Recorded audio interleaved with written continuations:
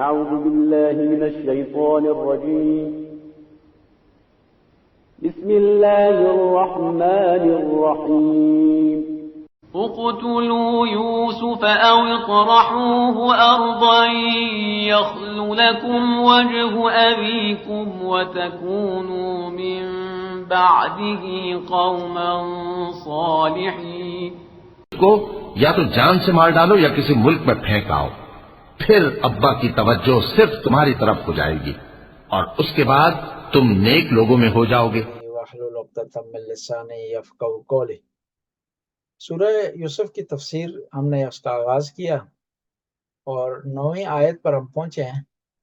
اس سے پہلے خداوند تعالیٰ نے خود قرآن کی فضیلت بیان کی، اس سورت کی جو ہے وہ فضیلت بیان کی، پھر یوسف کی داستان کو شروع کیا کہ حضرت یوسف نے خواب میں دیکھا کہ جو ہے ستارے، سورج، چاند ان کو سجدہ کر رہے ہیں، اور انہوں نے خواب اپنے والد کے سامنے بیان کی. والد نے کہا کہ خواب اپنے بھائیوں کو نہیں بیان کرنے کیونکہ وہ آپ سے حسد کرتے ہیں اور آپ کو نقصان نہ پہنچائیں اور آپ کے خلاف پلان نہ کریں. اور جو ہے اس طرف سے بھائیوں نے یہ مل بیٹھ کا فیصلہ کیا اور اس چیز کا اظہار کیا کہ والد یوسف سے زیادہ محبت کرتے ہیں اور چاہت کا اظہار کرتے ہیں اور ہم سے محبت نہیں کرتے، لہٰذا یہ ہے کہ ہم یوسف کا بندوبست کریں تاکہ جو ہے وہ نہ وہ بانس نہ بجے بانسری. اور انہوں نے یہ فیصلہ کیا کہ ہم کیا کرتے ہیں، یوسف کو قتل کر دیتے یا ان کو دور کہیں پھینک آتے ہیں. بھائیوں میں جو سمجھدار آدمی تھا اس نے دیکھا کہ یہ آدمی کچھ نہ کچھ کرنا ہے انہوں نے، لیکن ان کے برے ارادے سے ان کو تھوڑا ان کو پھیریں اور ان کے ارادے میں تبدیلی لائیں، بڑے گناہ سے بچ جائیں. تو ان کو کہا کہ آپ اگر ایسا کرنا ہی چاہتے ہیں تو قتل کرنے کے بجائے کیا کریں، آپ حضرت یوسف کو کنویں میں ڈال دیں، اور کنویں میں ڈال دیں. جب کنویں میں ڈالیں گے کوئی آدمی اٹھا کر لے جائے گا، گناہ سے بھی آپ لوگ بچ جائیں گے، اور پھر یہ ہے کہ یوسف بھی آپ سے دور ہو جائے گا، اور ایک قتل کا ارتکاب سے بھی آپ جو ہے وہ خدا آپ کو بچا لیں گے. تو یہاں تک یہ معاملہ پہنچا تھا. اب ہم جو ہے وہ 9ویں آیت کو پڑھتے ہیں اور پھر اس کی جو ہے تفسیر کرتے ہیں. بسم اللہ الرحمن الرحیم. اقتلوا یوسف او اطرحوه ارضا یخلو لکم وجہ ابیکم وتکونوا من بعدہ قوم الصالحین. یوسف کو قتل کر ڈالو یا اس کو کہیں دور پھینک آؤ، اور اس وجہ سے جب تم ایسا کرو گے، قتل کر دو گے یا اس کو یوسف کو دور پھینک آؤ گے، تمہارے باپ کی توجہ تمہاری طرف ہو جائے گی اور تم سے پیار کرنا شروع کر دے گا. وَتَكُونُ مِن بَعْدِهِ قَوْمًا صَالِحِينَ.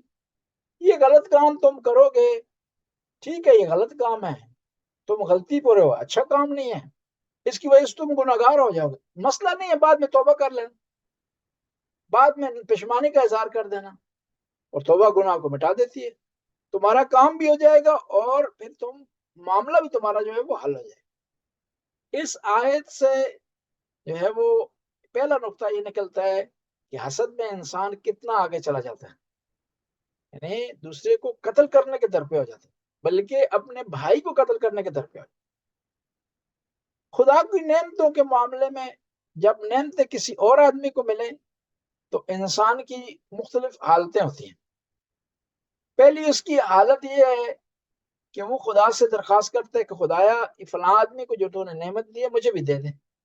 اس کو کہتے ہیں غبطہ.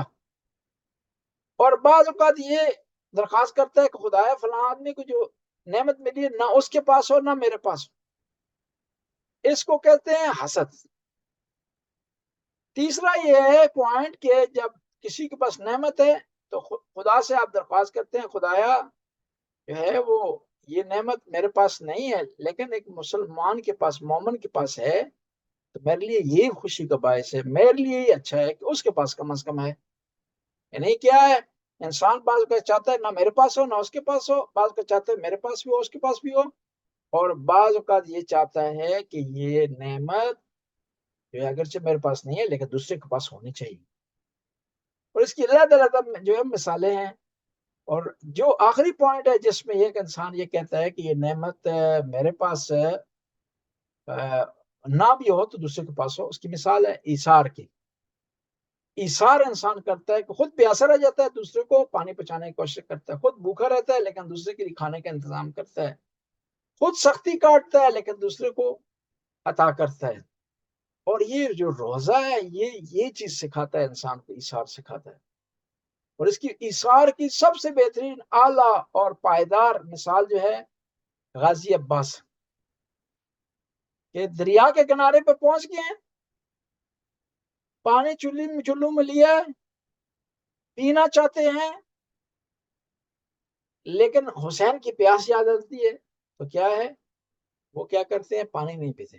حالانکہ شریعت، عقل، دانائی ان کو پانی پینے سے منع نہیں کر سکتی، بلکہ وہ ذہن میں یہ بنا بھی سکتے تھے کہ میں پانی پیوں گا، مجھ میں طاقت آئے گی، دشمن کا مقابلہ کروں گا، مجھ میں طاقت ہوگی تو یہ پانی خیموں تک پہنچا دوں. لیکن اس کے باوجود بھی انہوں نے ایثار کیا اور وہ پانی نہیں پیا. بس ایثار بہت بڑی چیز ہے. اولاد کے لیے تو انسان ایثار کرتا ہے، فیملی کے لیے انسان ایثار کرتا ہے، لیکن کمال یہ ہے کہ انسان دین کے لیے ایثار کرے، خدا کے راستے میں خرچ کرنے کے حوالے سے ایثار کرے، صدقہ دینے کے حوالے سے ایثار کرے، پھر انسان جو ہے وہ کمال ہے. دیکھیے نا، بعض کو لوگ سوال کرتے ہیں کہ یہ پرانے کپڑے ہم غریبوں کو دے سکتے ہیں؟ نہیں دے سکتے، دینے میں کوئی حرج نہیں. ظاہر وہ ضائع کرنے کے بجائے، دور پھینکنے کے بجائے آپ کسی غریب کو دے دیتے، کسی غریب کا کام ہو جاتا ہے. وہ آپ کے لیے ممکن ہے اس کا فیشن تبدیل ہو گیا ہے، وہ ابھی اس کا مارکیٹ نہیں ہے، آپ کے لیے قابل استعمال نہیں ہے، لیکن غریب اس کو استعمال کر سکتے ہیں. لیکن اس میں بہتر یہ ہے کہ انسان یہ بھی دے غریب کو، ساتھ جو ہے وہ نئے کپڑے بھی دے. جو اپنے لیے پسند کرتا ہے وہ غریب کے لیے پسند کرے، جو اپنے لیے پسند کرتا ہے جو اپنے دوست، اپنے رفقا کے لیے پسند کرے. بس یہ کہ ایثار کا بہت بڑا مقام و مرتبہ ہے اسلام میں. حتیٰ کہتے ہیں کہ ایک جنگ میں مسلمان جو ہے زخمی ہو گئے، اور ان میں سے ایک آدمی پیاسا ہوا،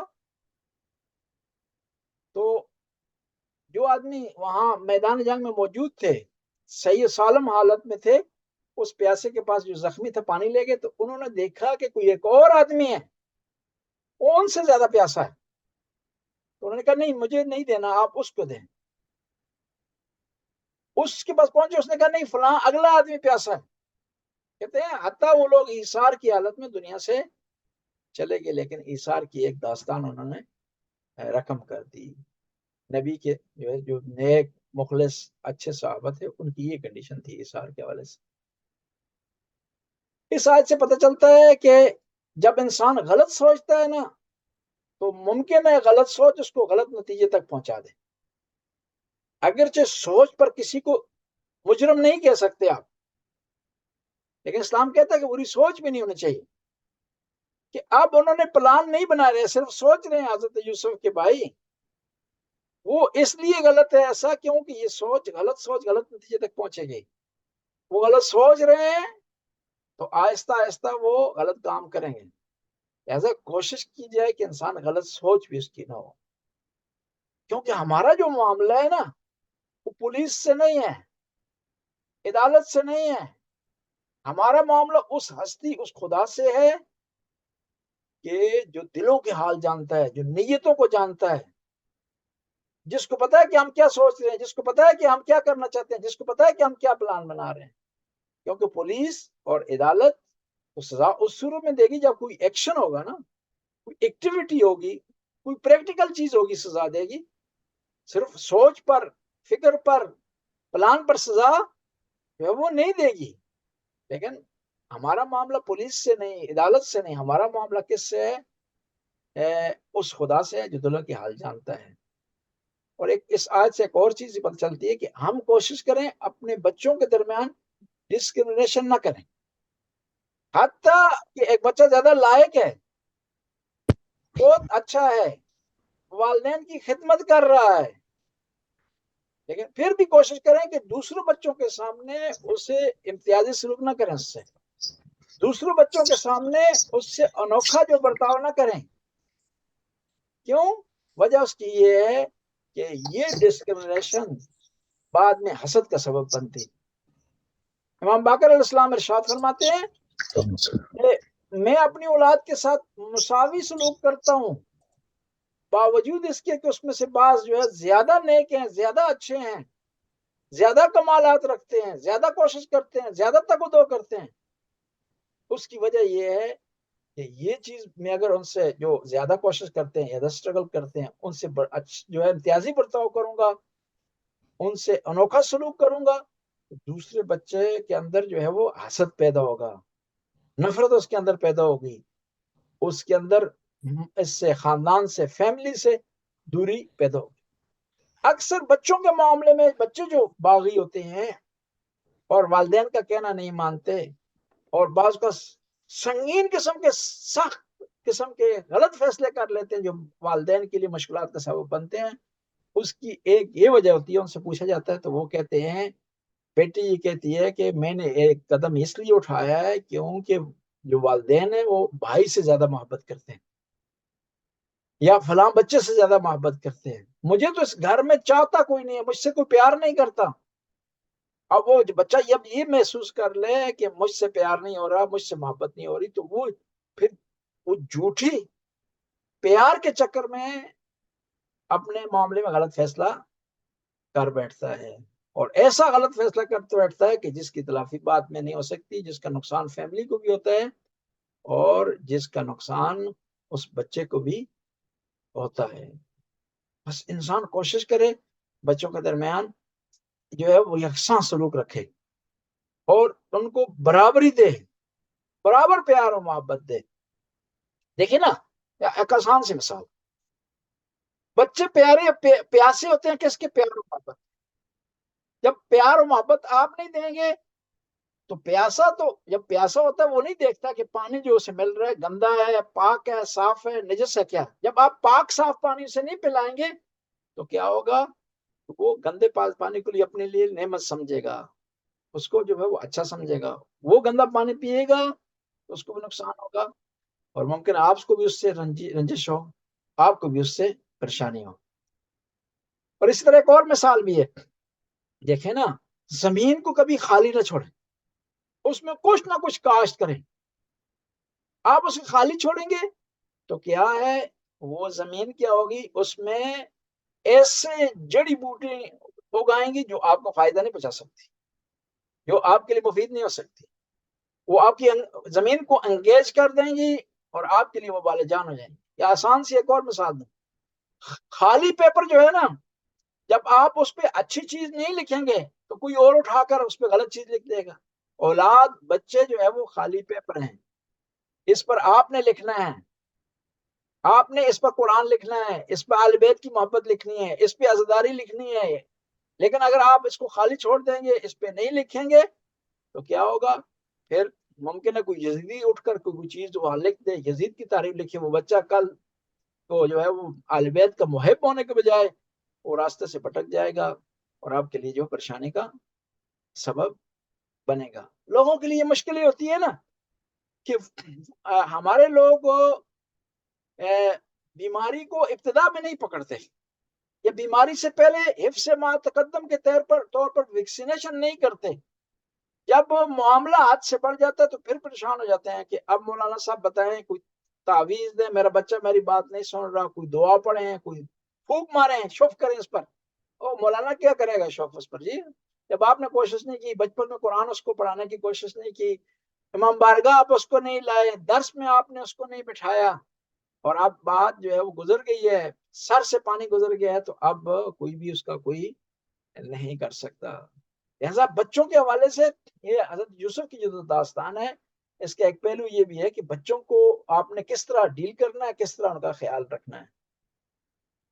اور اسی آیت سے پتہ چلتا ہے کہ انسان جو ہے بعض اوقات اپنی محبوبیت حاصل کرنے کے لیے دوسروں کو نقصان پہنچانے کی کوشش کرتے. دیکھیں نا یہ انہوں نے کیا کیا, بجائے کہ حضرت یعقوب کے سامنے جائیں بھائی اچھے کام کرنا شروع کر دیں, نیک کام کرنا شروع کر دیں, والدین کی خدمت کریں, ان کی مٹھی چاپی کریں, ان کا خیال کریں, تاکہ جس طرح یہ سمجھ رہے تھے کہ صرف یوسف سے محبت ہو رہی ہے ان سے بھی محبت ہو, انہوں نے کیا کیا, غلط راستہ اپنایا. جس طرح یہاں ہوتا ہے نا بعض کا, وہ بتا رہے تھے ایک محمد نام لینا مناسب نہیں, کہہ رہے تھے کہ میرا پزا بہت چل رہا تھا, بہت بک رہا تھا, مشہور ہو گیا اپنے علاقے میں, کسی جو ہے وہ اوسلو کے قریب کسی شہر میں تھا. تو اب جو مقابلے میں پارٹی تھی پزا والی, ان کا پزا نہیں چل رہا تھا.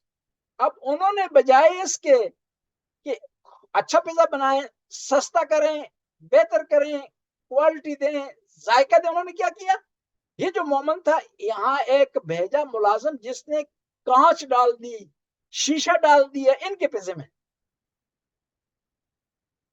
ان کے پیسے میں ڈال دیا کہ یہ ہو کہ یہ بدنام ہو جائے اور میرا جو ہے کام چلے.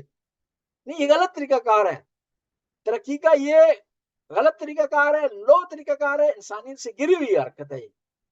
آپ نے اگر محبوبیت حاصل کرنی ہے, مشہور ہونا ہے, جو ہے فیمس ہونا ہے, نام پیدا کرنا ہے, تو کوشش سے کریں, اسٹرگل سے کریں, دوسروں کو نیچے دکھا کر کیسا کام نہ کریں.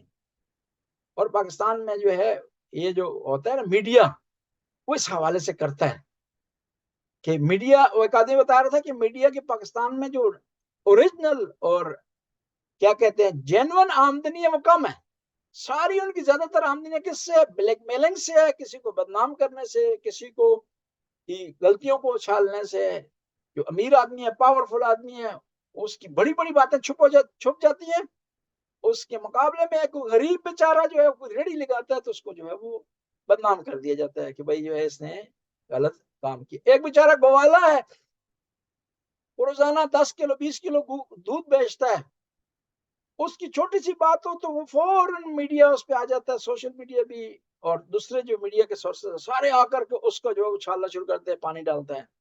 لیکن اس کارخانے کو نہیں پکڑا جاتا جو ہزاروں لیٹر جو ہے وہ دودھ بوگس بیچتا ہے, ملاوٹ اس میں کرتا ہے, اس میں ایسی میڈیسن استعمال کرتا ہے جو افسانہ صحت کے اصولوں کے خلاف ہے. بس ہمیں جو ہے کوشش کرنی چاہیے خود ترقی کر کے آگے بڑھے, نہ کہ دوسروں کو ڈیگریڈ کر کے ان کو نقصان پہنچا کر کے آگے بڑھنے کی کوشش کی جائے. اس آیت میں جو اگلا جو پوائنٹ نکلتا ہے وہ پوائنٹ یہ نکلتا ہے کہ اب انہوں نے کہا کہ ہم یہ غلط کام کریں گے. ان کو بھی احساس ہو گیا کام غلط ہے. کس کو؟ یوسف کے بھائیوں کو. یہ قتل کرنا بھی کام غلط ہے, ان کو دور پھینک کے آنا کام غلط ہے. اب یہ احساس ہوا یا ان میں سے کسی نے کہا, کیوں قرآن مختصر بیان کرتا ہے, یا ان کو احساس ہوا یا ان میں سے کسی نے کہا یہ کام تو غلط ہے, یہ کام تو لو ہے, اب کیا ہوگا, اس کا ازالہ کس طرح کیا جائے گا؟ انہوں نے کہا کوئی مسئلہ نہیں ہے, بعد میں ہم توبہ کر لیں گے. کوئی مسئلہ نہیں ہے, بعد میں ہم جو ہے وہ اس کی کمپنسیشن کر دیں گے. یہ صحیح نہیں ہے کہ انسان اس نیت سے گناہ کرے کہ بعد میں توبہ کر لوں گا, وہ توبہ بھی شاید قبول نہیں. اس نیت سے غلطی کرے کہ بعد میں اس کی تلافی کر دے گا, نہیں, یہ نیت شروع سے ہوگی تو توبہ بھی قبول نہیں ہے. توبہ کا معاملہ یہ ہے کہ آپ نے کوئی غلطی کر دی ہے, اب بعد میں پشیمان ہو گئے, توبہ آپ کی قبول ہے. وہ اس کی ایک مثال دوں, میں ایران میں تھا تو کراچی سے ایک قافلہ آیا, اس میں ایک شیعہ گلوکار تھی, ان کا نام تھا, بھی زندہ یا فوت ہو گئی ہیں, خدا رحمت کرے, ہر کسی کے لیے اچھائی کا سوچنا چاہیے. وہ گلوکار تھی, ان کا نام تھا منی بیگم. مجھے پتا چلا کہ یہ گلوکار ہیں اور زیارت کے لیے آئی ہیں. میں ان کے پاس گیا, میں نے کہا کہ آپ اچھا کام نہیں ہے, آپ جو ہے مومنہ ہیں, اہل بیت سے محبت کرتی ہیں, اہل بیت سے چاہت کا اظہار کرتی ہیں, تو آپ یہ جو کام کر رہی ہیں غلط کر رہی ہیں. کہتی ہیں نہیں, میرا ارادہ ہے کہ ایک مسجد بناؤں گی, اور جب مسجد مکمل ہو جائے گی تو کام چھوڑ دوں گی. یعنی یہ جو اس کے بعد جو پیسے کما رہی ہوں گلوکاری کے ذریعے, وہ مسجد کے لیے, ایک اچھے ٹارگٹ کے لیے نہیں. اچھے ٹارگٹ کے لیے وسیلہ بھی اچھا ہونا چاہیے, اچھے مقصد کے لیے سورسز بھی اچھے ہونے چاہیے. اور یہ بہانہ غلط ہے کہ انسان کہے کہ یہ غلط کام کر رہا ہوں کس کے لیے, نیک کام. یا جس طرح طالبان نے فتویٰ دیا تھا کہ نیک مقاصد کے لیے، مسجدیں بنانے کے لیے، مدرسے بنانے کے لیے ہیروئن بیچنا جائز ہے، پاؤڈر بیچنا جائز ہے۔ کیوں؟ کہ بعض لوگ کہتے ہیں کہ اچھا مقصد وسیلے کی توجیہ کرتا ہے، اچھے مقصد کے لیے برا بھی وسیلہ ہو سکتا ہے۔ نہیں، اسلام یہ کہتا ہے کہ اچھے مقصد کے لیے وسیلہ بھی پاک ہونا چاہیے، وہ بھی مطہر ہونا چاہیے، وہ بھی نیچرل ہونا چاہیے، وہ بھی پیور ہونا چاہیے۔ کبھی بھی اسلام آپ کو اجازت نہیں دیتا کہ آپ غلط کام کے ذریعے اچھے کام کی طرف جائیں۔ امام جعفر صادق علیہ السلام کے زمانے میں کیا ہوا کہ امام جعفر صادق کے ہاں مشہور ہو گیا اس زمانے میں کہ ایک آدمی ہے، بڑا نیک ہے، بڑا متقی ہے، بڑا پارسا ہے، اور لوگوں کو شفا دیتا ہے، جس طرح بھی آج کل وہ شف سرکار چلی ہوئی ہے جی، وہ کر رہا ہے، جادو کر رہا ہے، لوگوں کو کیا کر رہا ہے، ڈرامے کر رہا ہے، نظر بندی کر رہا ہے لوگوں کو اٹریکشن کے لیے۔ تو اس زمانے میں مشہور ہو گیا کہ ایک آدمی بڑا نیک ہے، پارسا ہے، پھونک مارتا ہے، دم کرتا ہے، شفا دیتا ہے۔ امام کا کام یہ ہوتا ہے دین کی حفاظت کرنا۔ امام علیہ السلام کیا کہ اس کی محفل میں چلے گئے، اور لوگ آ رہے ہیں جا رہے ہیں، جب محفل اس کی برخاست ہوئی تو وہ باہر نکلا وہاں سے اپنے حجرے سے، امام اس کے پیچھے چل رہے ہیں، اس کے پیچھے چلنا شروع کر دیا۔ تو یہ گیا ایک دکان پر، جو نان بائی کی دکان تھی، روٹیوں کی دکان تھی، تندور تھا، اس سے 3 روٹیاں اس نے چرائیں، چرانے میں ماہر تھا بڑا۔ چرانے کے بعد یہ آگے گیا، غریبوں میں تقسیم کر دی۔ تو جب یہ منظر دیکھا امام جعفر صادق علیہ السلام نے، تو آپ نے اس سے پوچھا کہ تو نے کیا کیا ہے؟ اس نے پوچھا آپ کون ہیں؟ کہا میں اس طرح نواسہ رسول ہوں۔ کہا اتنے بڑے خاندان سے آپ کا تعلق ہے، نبی کے خاندان سے آپ جڑے ہوئے ہیں، ان کے فرزند ہیں، ان کے نواسے ہیں، آپ کو کیوں نہیں سمجھ آئی میری بات؟ میں تو بڑا نیک کام کیا۔ کہا آپ بتا دیں کہ کیا نیک کام کیا؟ اس نے کہا کہ اس طرح ہوا ہے، میں نے جب 3 روٹیاں چرائی ہیں، میرے کھاتے میں 3 برائیاں لکھی گئی، ٹھیک ہے، اور اب میں نے غریبوں میں تقسیم کی ہیں 3 روٹیاں۔ تو قرآن یہ کہہ رہا ہے کہ اگر نیکی کریں گے تو ایک کے بدلے میں 10 لکھی جائیں گے۔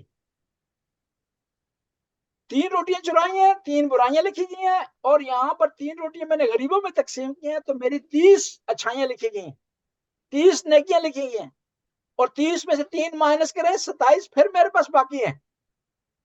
امام نے کہا کہ نہیں، تو نے غلط سمجھا ہے، قرآن کہہ رہا ہے ان اللہ یتقبل من المتقین، خدا متقی نیک لوگوں سے قبول کرتا ہے، چوری شدہ مال کو قبول نہیں کرتا، بلکہ چوری شدہ مال کیا ہے، اس کو اگر آپ تقسیم کریں گے ثواب تو بالکل نہیں ملے گا آپ کو، بلکہ اس چوری کے بدلے میں آپ کے کھاتے میں جرم لکھا جائے گا۔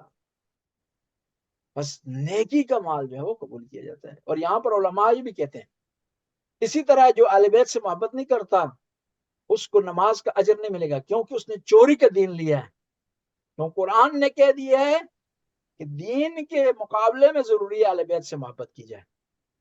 بس اہل بیت سے محبت کریں گے تو آپ کو نماز کا اجر ملے گا، اہل بیت سے محبت کریں گے تو آپ کو روزے کا اجر ملے گا، اہل بیت سے محبت کریں گے تو آپ کو دوسری باتوں کا ثواب ملے گا، ورنہ یہ چوری کا دین ہوگا، اور چور جو ہے اس سے دین قبول نہیں ہے، چور سے اس سے عبادت قبول نہیں ہے۔ یہاں پر ہم اس کو کافی